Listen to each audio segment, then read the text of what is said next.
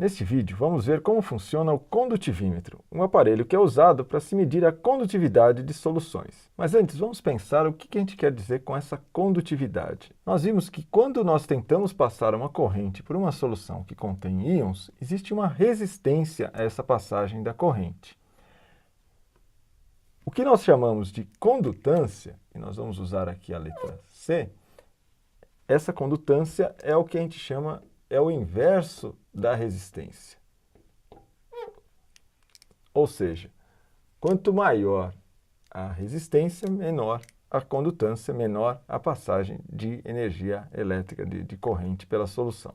Como nós vimos, R ele depende do comprimento do fio, ou a distância das placas aí que nós temos na solução, depende da área dessas placas e depende aí, né, de uma resistividade específica, que seria algo que tem a ver com o número e qual é o tipo de íon que a gente tem em solução. Quando a gente está falando em condutividade, a gente pode então pensar que esse R ele depende então dessa resistividade específica. E condutividade, na verdade, então, é esse inverso da resistividade específica, né? E a gente vai chamar essa condutividade aqui, usando essa letra grega kappa, né? Que é, então, o inverso da resistividade específica, que é essa letra ρ. Então, condutividade nada mais é aí do que uma característica do material que é o inverso da característica de quanta resistência esse material apresenta. Então, se a condutância é o inverso da resistência, então, se eu falo que eu estou medindo essa condutância, na verdade eu posso simplesmente medir a resistência elétrica dessa solução e inverter o valor e eu vou conseguir ter a medida da condutância. Nós sabemos que a unidade da resistência é o ohm, que é representado aqui pela letra grega ômega, né? E a medida de condutância tem uma unidade também, que é o Siemens, né?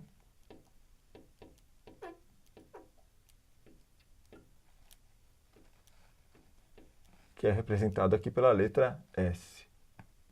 Então, um condutivímetro é um aparelho que é especialmente projetado para medir essa condutância, medir essa resistência da solução. Só que para medir a resistência da solução, eu preciso passar uma corrente por ela. Se eu simplesmente ligasse uma voltagem, uma pilha aí nessa solução, vai acontecer uma série de problemas nessa medida.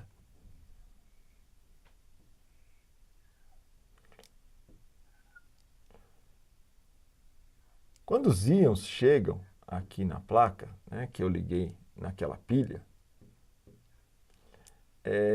vai acontecer um problema, porque esse íon ele vai receber ou doar elétrons e vai acontecer uma reação química aqui, que na verdade vai alterar a concentração da minha solução.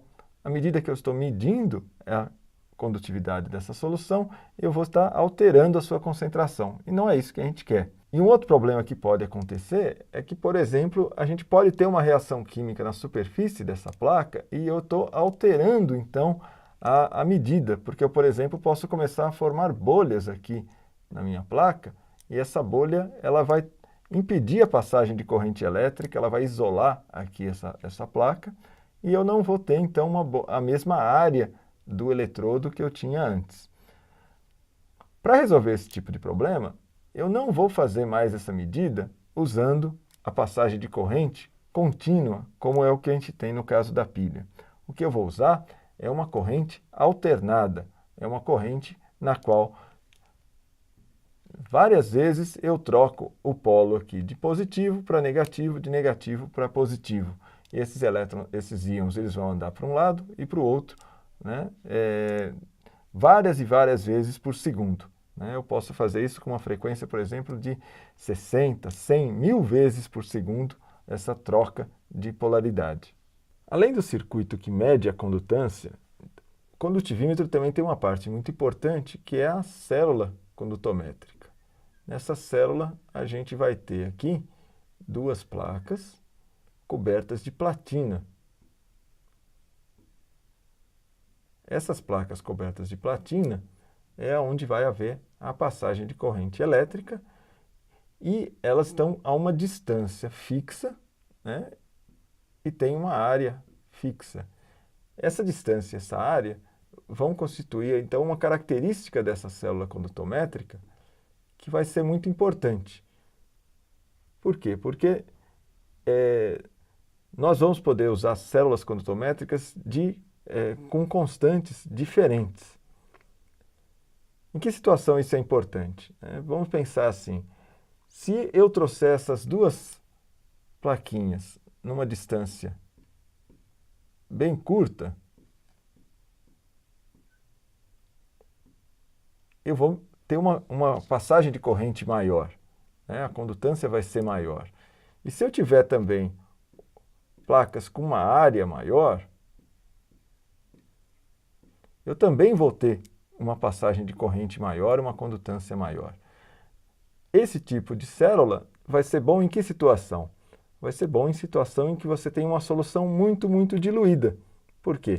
Mesmo com a solução diluída, eu vou fazer uma medida boa da condutância, eu vou conseguir medir essa condutância numa solução bem diluída. Por outro lado, se eu tenho uma solução muito concentrada, eu posso usar uma célula com eletrodos mais distantes e de tamanho menor. No próximo vídeo, nós vamos ver como as mobilidades iônicas de cada tipo de íon afetam essa medida e como nós poderemos, então, fazendo uma medida, apenas uma medida direta dessa condutividade, a gente pode chegar na concentração dessa espécie em solução.